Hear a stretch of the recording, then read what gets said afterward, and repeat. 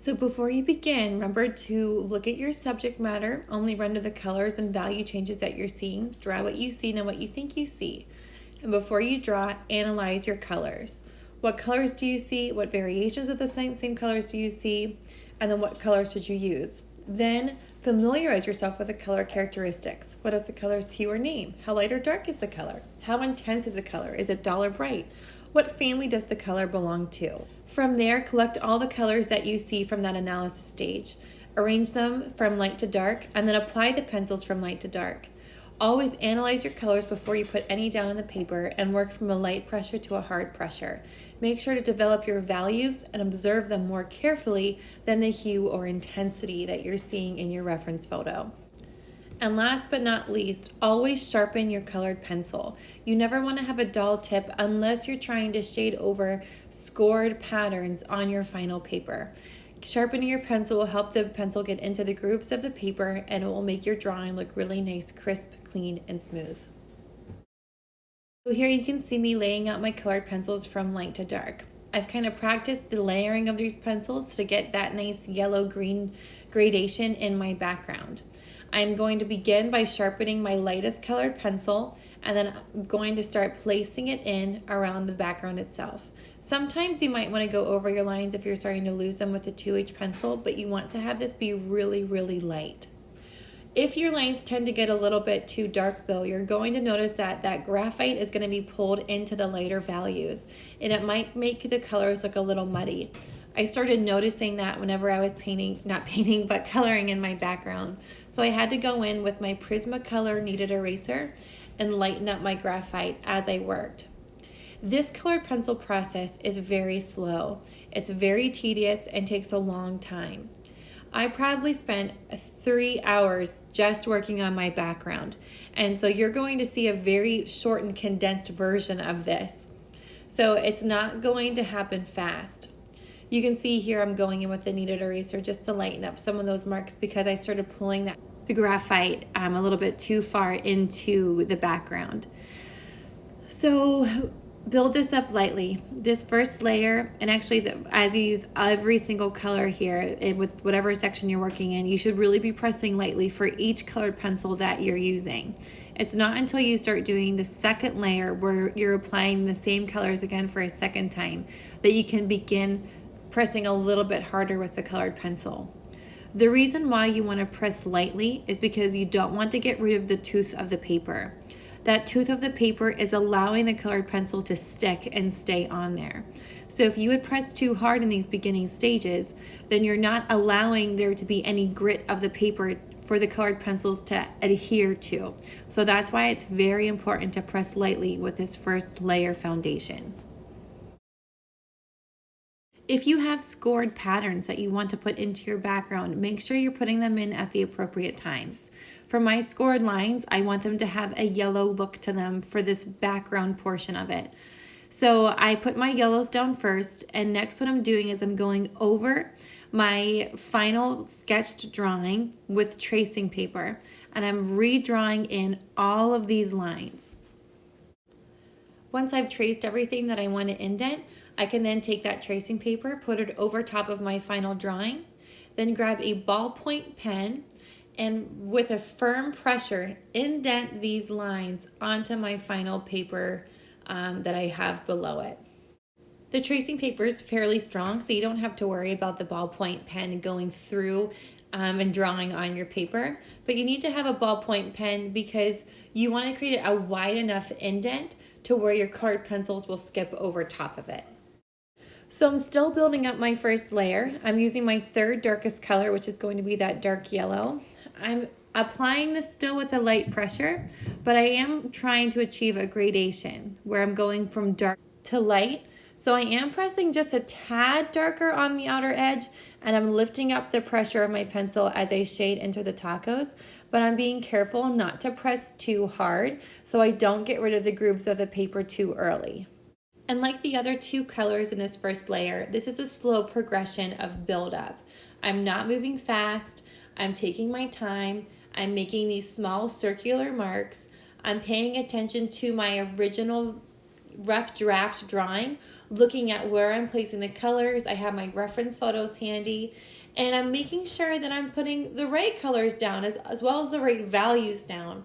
I don't want my background getting too dark, so I'm making sure that the colors I use are light. I want you to notice right there I was starting to scrape off some different color bits on the end of my colored pencil. You might find that darker colors will get on the tip of your colored pencil, especially when you start blending. So to make sure that those darker bits of colors don't blend into areas where you don't want them, just clean off the tip of your pencil. Also, modify the edges with a small ruler. This will help keep things nice and crisp and clean looking within the work. Don't just rely on freehanding in straight lines. Go back to your drawing tools to make sure everything's looking very professional and clean. So now for my fourth and final color with this first layer. This is a bluish turquoise type of hue that I'm using, but when I mix this aquamarine type color with my yellow, I start to get a green, because when blue and yellow mix, those two primary colors, we end up getting the secondary color of green here. I'm using that gradation technique where I'm pressing slightly harder on the outside and lifting up the pressure on my pencil as I shade in. I'm being deliberate about where I'm pressing my pencil on my picture plane. Notice I'm not pressing very hard at around the bottom part of that banner, mainly because that should be like a middle value green. I'm using my drawing tool again to get those nice crisp lines, and I'm concentrating my darker values to the outer edge of my drawing. So I'm keeping it a little bit harder, or pressing a little bit harder with my colored pencil. And then as I shade it in towards that taco, I'm really trying to just let the colored pencil just barely touch the composition. Now you'll notice right now that my values are a little bit uneven, especially right underneath that banner. You're going to see some yellow splotches with darker and middle green splotches. You'll have to be cautious of that if you don't want that splotchy look, that you will go back in and try to create a consistent gradation from dark to light. Because right there in the beginning of where I put that blue to create that green, it's not a consistent gradation. So be cautious of that, and always go back to those areas and clean them up.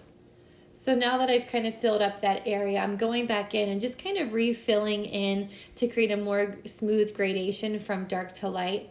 You'll start to notice that now that I have these darker values putting in, I can start seeing those indented lines a lot more clearly.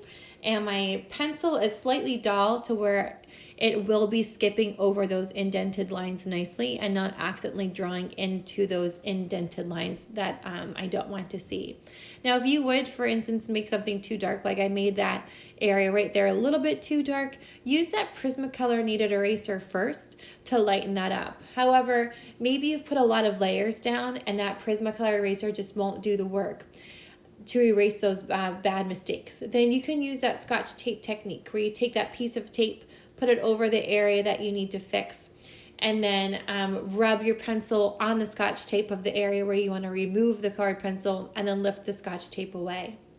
So you can see in this part now I've really gone back and I've created a nice gradation, and I just decided, you know what, I'm going to darken up my darker values here a little bit more and just pull that out. So I'm not moving on to other areas in my drawing until I've perfected the areas that I started with. Take your time and perfect everything before you move on. If you start to rush this process, then you're going to end up making lots of mistakes. It's going to look sloppy, and it's going to look someone maybe shaded it with like they would do in elementary school. So we're trying to shade this to a higher level in a more professional style. So you really have to take your time and build up all of these color layers patiently and slowly. Now that the first layer is done, we can start laying our colors on a second time to begin burnishing. Now for burnishing, you can burnish with white or a cream color. I conveniently already have been using cream as the first color that I put down. So for the second layer, I can begin pressing a little bit harder than I did for the first layer. As I'm pressing harder with this second layer, I'm starting to blend these colors together. Whenever you blend and burnish colors together, they can become very intense. I'm burnishing with the cream color because I want to accentuate this yellow green that I have in my background.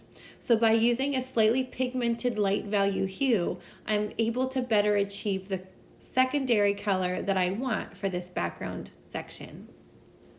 Normally, you would repeat layering on all of the colors that you put for the first layer. However, I am not going to use that blue again because I don't want my background getting too dark. So I'm going to only layer the yellows on for the second layer. I might go in with the blue in some areas if I'm finding that my gradation is a little uneven, but then I'm going back over those marks with my cream again. I'm only going to actually burnish the right hand side of this background so you guys can see the difference between what burnishing looks like and what burnishing does not look like. So the left hand side, I'm just going to keep unburnished for now. I will go back in and burnish it, but you're going to start noticing how in the area that I've already burnished, it has this very shiny, painterly quality to it. The area on the left that hasn't been burnished yet has this kind of grainy look to it. It doesn't have that smooth, waxy finish that the right-hand side does. Now, that's not bad. It doesn't mean that it's a poor looking drawing. It's just that sometimes that burnish quality gives it a different look and a more professional quality that we really want to try to achieve for this drawing. So I would like you guys to burnish. White is going to be the most common colored pencil that you use. Just make sure that you remember that white will lighten colors a little bit. So you might have to go back over your darker colors again with those darker colored pencils if the white lightens them too much. So I'm just going to end with the burnishing after this. Excuse my dog in the background. He won't stop barking. But you can see on the right hand side looks a lot smoother. So hopefully yours will look just as good as this one. Now I did go back over the right hand side with a couple more of those yellows that I had for my first layer and then ended it with the cream again just to burnish them down. And doesn't the right hand side look more painterly than the left? So that's why I'd like you guys to try burnishing. So whenever you guys begin this today, work on maybe your background or somewhere where it's a very smooth buildup of color. Practice mixing those colors first before you apply it, and then apply it in the same order that I did mine. Put your lighter colors down first with a light pressure, slowly building up to your darker colors, and then as you put in your second, maybe even third layers, you're slowly pressing harder with the colored pencils to match the values that you need to have in those different sections. Remember, we're trying to have our drawings look slightly three-dimensional, if not very three-dimensional, depending on what you're drawing. These should take time. So you may not get this background done in the first day. I mean, mine took 3 hours. So this might take you 2 or 3 days to get done, and that's okay. I would like to see at least a fifth of your drawing done today. So maybe your background with several colors down would be appropriate for what you have to get done for today.